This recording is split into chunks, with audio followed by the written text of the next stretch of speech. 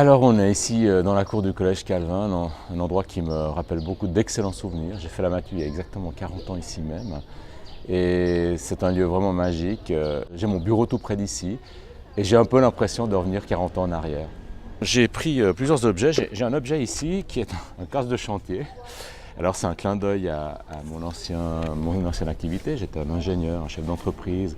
J'allais souvent sur les chantiers pendant une vingtaine, 20-25 ans. C'est un objet qui est évidemment indispensable pour aller sur un chantier, mais dont je me dis parfois qu'il est peut-être indispensable aussi pour la fonction qui est la mienne.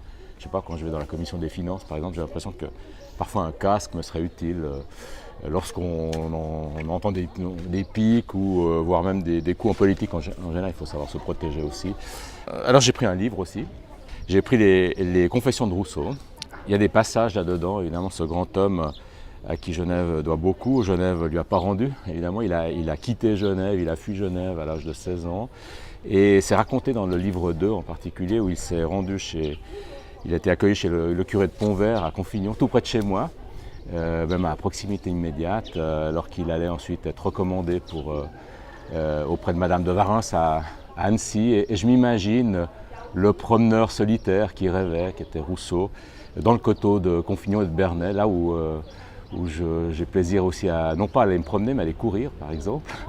Le troisième objet que je voulais vous montrer, c'est une photo d'une course, en l'occurrence un marathon.